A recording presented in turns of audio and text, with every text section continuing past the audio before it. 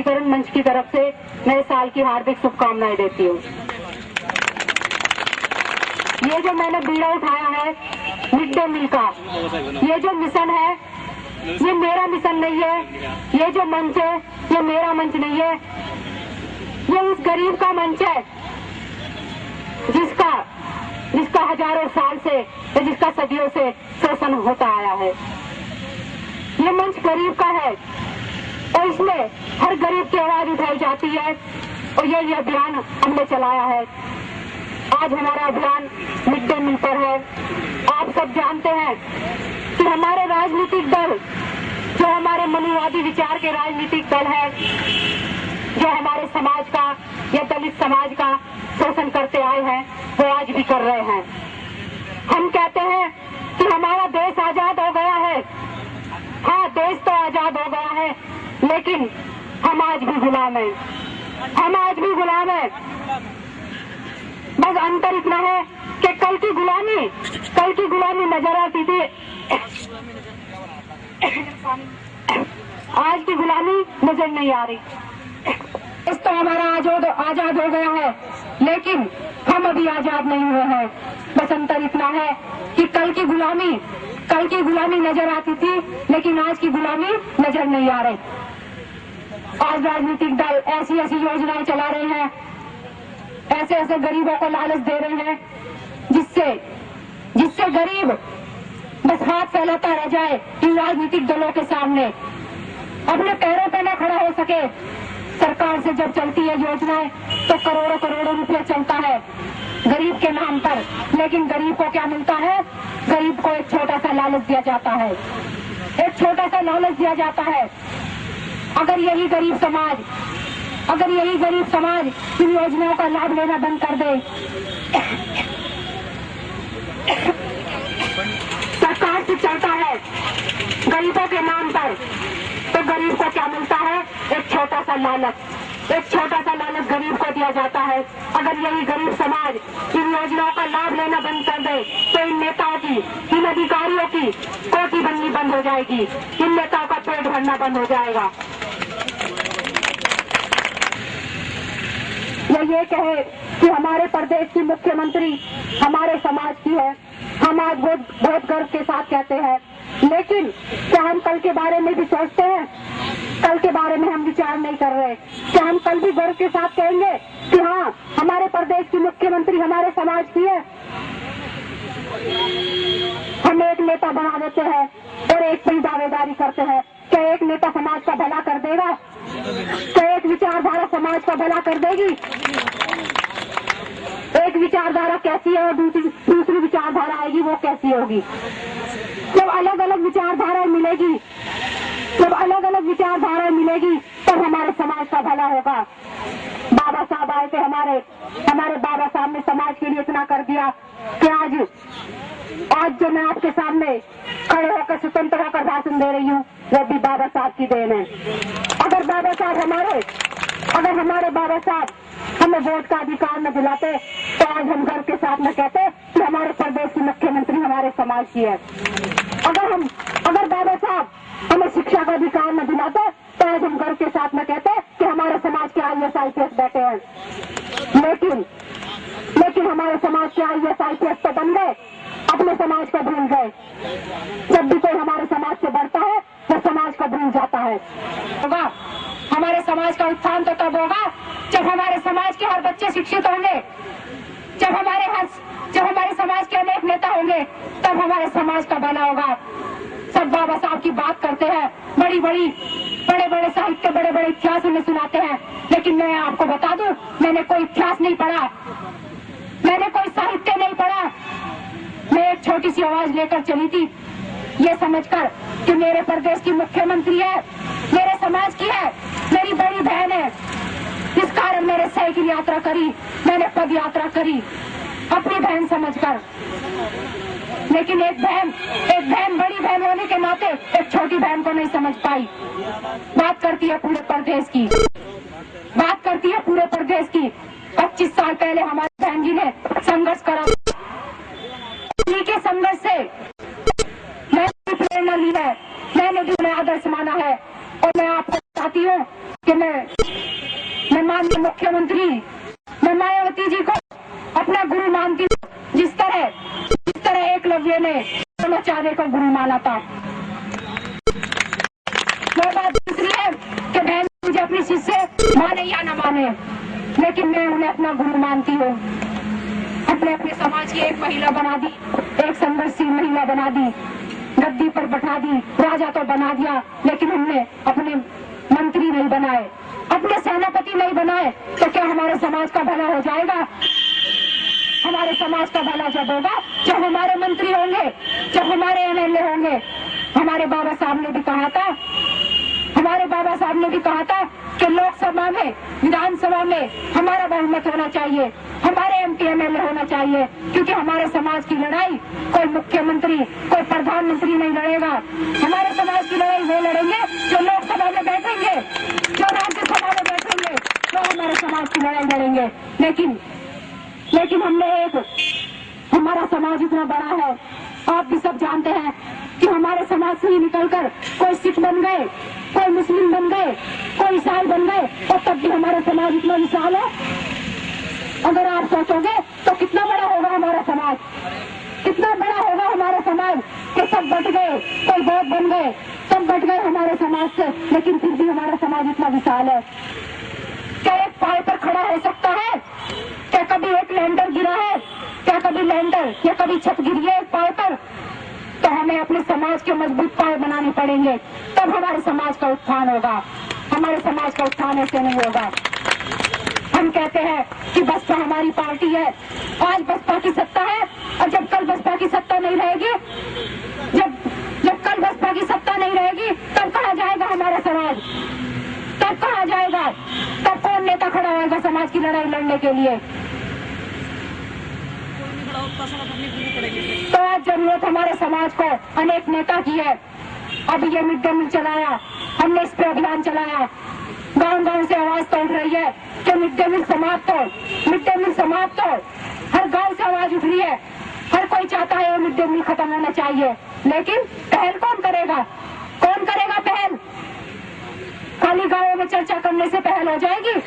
जब हमारा देश आजाद हुआ था तो पहली क्रांति भी किसी ने ली थी, या पहली चिंगारी भी तो किसी ने लगाई थी।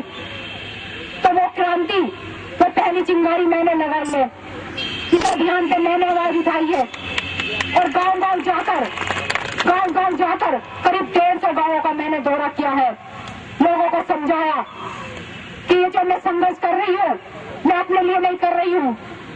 मैंने इतनी यात्राएं करी, मेरा इतना नाम हो गया प्रदेश में। अगर मैं लखनऊ में जाती हूँ तो इतनी पुलिस फोर्स मेरे साथ लग जाती है, हर राजनीतिक दल मुझे जानता है, बड़े बड़े राष्ट्रीय लीडरों ने मुझे बुलाया है। कोई कहता है प्रदेश महासचिव बनो, कोई कहता है युवा का प्रदेश अध्यक्ष बनो, लेकिन मैंने सबसे कह दिया कि मुझे एमपी एमएलए नहीं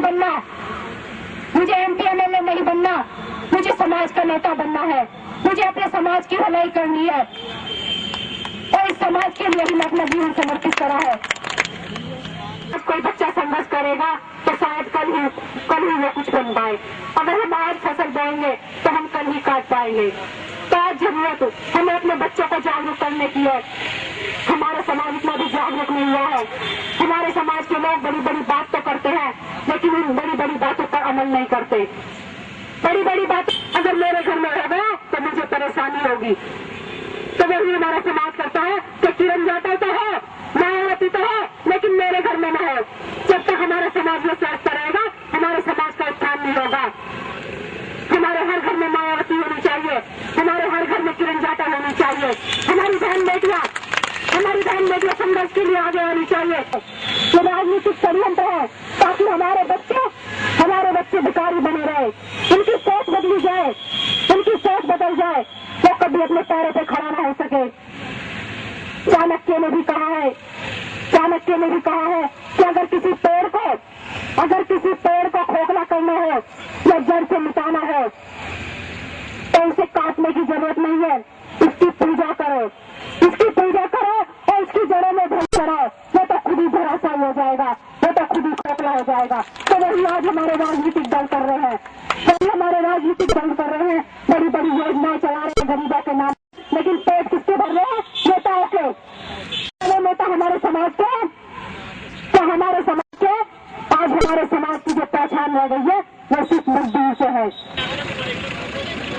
की जरूरत है। तो इसके संबंध में मैं यात्रा कर रही हूँ, 1 महीने की यात्रा। मैं मुख्यमंत्री को मांग पत्र दूंगी और प्रधानमंत्री को मांग पत्र दूंगी। 3 महीने का मैं उन्हें टाइम भी दूंगी कि अगर 3 महीने के अंदर कोई कार्रवाई करते हैं तो ठीक है, वरना फिर ये मेरा अभियान और ज्यादा विशाल हो जाएगा। हर गांव से मिड डे मील का बहिष्कार करवाया जाएगा ताकि हमारे बच्चे शिक्षा पर ध्यान लगा सके। आज स्कूलों में रसोई बना दी।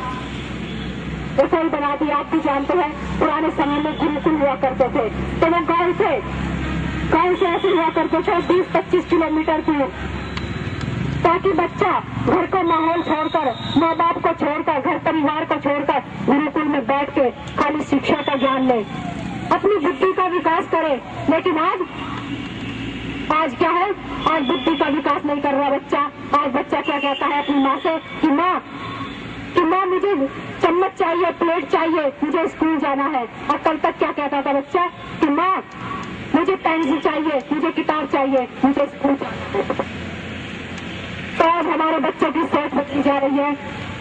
हमारे बच्चों को खाली दिमागी तौर से मारा जा रहा है, उनकी मेंटालिटी बदली जा रही है। इसी के संबंध में ये मेरा अभियान है, मिड डे मील के खिलाफ मेरा अभियान है। ज्यादा मैं कुछ नहीं कह सकती क्योंकि अभी मैं समाज में निकली हूँ, समाज से ही, आप सबसे ही अनुभव ले रही हूँ, आप सबसे ही मार्गदर्शन ले रही हूँ। इतना अनुभव मुझे भी नहीं है, लेकिन हाँ, मैं एक बार फिर कहती हूँ, मैंने साहित्य नहीं पढ़ा है, मैंने इतिहास नहीं पढ़ा है, लेकिन एक ज्योति है जो बाबा साहब के दिल में जली थी, वो आज मेरे दिल में भी जल चुकी है। बस उसी ज्योति को लेकर मैंने अपना घर परिवार, अपने पारिवारिक सुख, अपने हर उस सुख को त्याग दिया है जिसके लिए समाज जीता है, जिसके लिए हर इंसान जी रहा है। मैंने हर उस सुख को सिर्फ त्याग दिया है, सिर्फ किस लिए? क्योंकि मुझे इतनी यातनाएं सहनी पड़ी। किसके लिए? समाज के लिए, गरीबों के लिए। साइकिल यात्रा करी, पद यात्रा करी, किसके लिए? गरीब के लिए। लेकिन आरोप क्या लगा दिया? अगर मैं साइकिल से गई तो कह दिया ये तो मुलायम सिंह की एजेंट है, ये तो नेताओं ने भेजी है। मैंने ये सोचा चलो आप तो मैं साइकिल से गई हूँ, मेरी गलती है जो मैं साइकिल से गई। मैं इतना कष्ट करके जाऊंगी कि बहन जी मेरा स्वागत करेगी और मुझे बुलाएगी कि देख मेरी छोटी बहन, मेरे समाज की बेटी किस तरह संघर्ष कर रही है मेरी तरह। मैं पद यात्रा करके गई, 15 दिन तक मैंने पद यात्रा करी, पैदल में पद यात्रा करके गई लखनऊ। लेकिन क्या मिला? 15 दिन की जेल दी। तो ये है हमारा समाज, ये है हमारे समाज के नेता। तो आज हमारे समाज को ऐसे नेता की जरूरत नहीं है। जैसा गौतम जी ने कहा है, अगर एक दुकान होगी तो वो अपनी मनमानी करेगा, अगर हमारी 2 दुकान होगी तो कोई अपनी मनमानी नहीं कर पाएगा, कंपटीशन में सामान बिकेगा। तो इसी तरह अगर हमारे समाज के अनेक नेता होंगे तो हमारे समाज का भला करने के लिए वो भी कंपटीशन करेंगे कि हमारा समाज कि अगर मैं इनका ये भला कर दूंगा तो ये मेरा समाज मेरे साथ आएगा। तो इस तरह हमें अपने समाज से अनेक नेता बनाने हैं तो हमारे समाज का उत्थान होगा। या एक नेता बनाने से समाज का उत्थान नहीं होगा, एक नेता बनाने से समाज का उत्थान नहीं होगा। जब हमारे हर घर के बच्चे शिक्षित होंगे, जब हमारे हर घर के बच्चे सक्षम होंगे तब हमारे समाज का उत्थान होगा। इसी के साथ जो भी अपना मार्गदर्शन मुझे देना चाहता है वो जरूर देना, जो भी अपने विचार, क्योंकि समाज में आज भी इतनी बुराइयां हैं कि मैंने मिड डे मील के बारे में जाना, विधवा वृद्धा पेंशन के बारे में जाना, लड़कियों की शिक्षा के बारे में जाना। ये ऐसे मुद्दे मैंने उठाए और उनमें मैंने 6 में से 5 मांगी पूरी करवाई। लेकिन आज भी समाज में इतनी बुराइयां हैं जिसे मैं नहीं जानती। अगर आप सब मुझे मार्गदर्शन देंगे तो मैं अपना सौभाग्य समझूंगी। मैं इतनी बड़ी नहीं हूँ, अभी मैं चली इस रास्ते पर आप सबसे अनुभव लेना है, मुझे आप सबसे मार्गदर्शन लेना है। ये मेरा मंच नहीं है, ये हर गरीब का मंच है, ये आपका मंच है। आपको इसे चलाना है, आपको ही इसे चलाना है, आपको ही इसके मेहनत लगा के समाज की लड़ाई लड़नी है। इसी के साथ मैं आप सबका धन्यवाद करती हूँ और जय भीम जय भारत।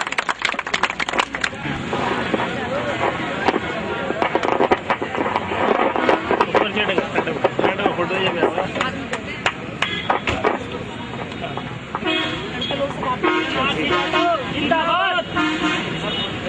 बहन जी संघर्ष करो, हम तुम्हारे साथ हैं। बहन जी संघर्ष करो, हम तुम्हारे साथ हैं। बहन जी संघर्ष करो, हम तुम्हारे साथ हैं। किरण आरसी जिंदाबाद, किरण आरसी जिंदाबाद, किरण आरसी जिंदाबाद। बहन जी संघर्ष करो, हम तुम्हारे साथ हैं। बहन जी संघर्ष करो, हम तुम्हारे साथ हैं। बहन जी संघर्ष करो, हम तुम्हारे साथ हैं। बहन जी संघर्ष करो, हम तुम्हारे साथ हैं। बहन जी संघर्ष करो, हम तुम्हारे साथ हैं। बहन जी संघर्ष करो, हम तुम्हारे साथ हैं। किरण आरसी जिंदाबाद, किरण जाटव जिंदाबाद, किरण जाटव जिंदाबाद। बहन जी संघर्ष करो, हम तुम्हारे साथ हैं। बहन जी संघर्ष करो, हम तुम्हारे साथ हैं। बहन जी संघर्ष करो, हम तुम्हारे साथ हैं। बहन जी संघर्ष करो, हम तुम्हारे साथ हैं। बहन जी संघर्ष करो, हम तुम्हारे साथ हैं।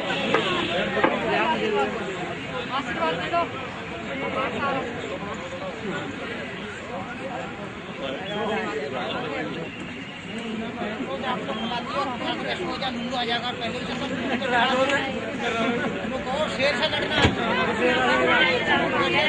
से लड़ना,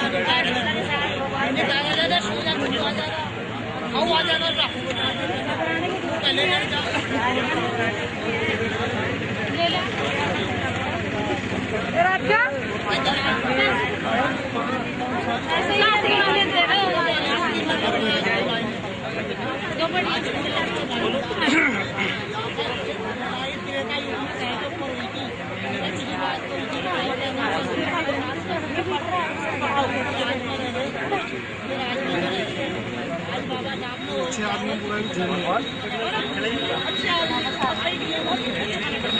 खाने पड़ेंगे।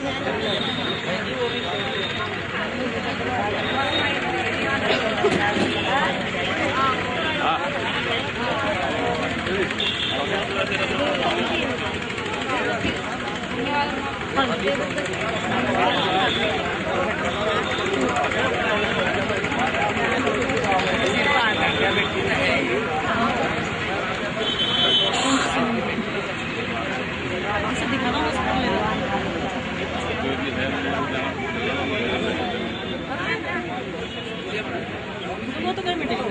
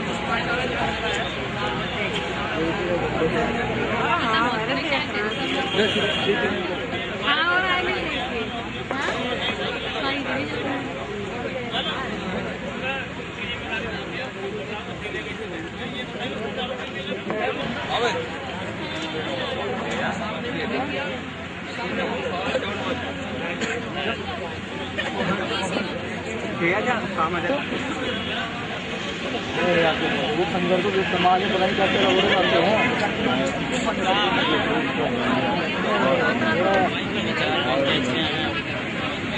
हमें पता है यहाँ फिर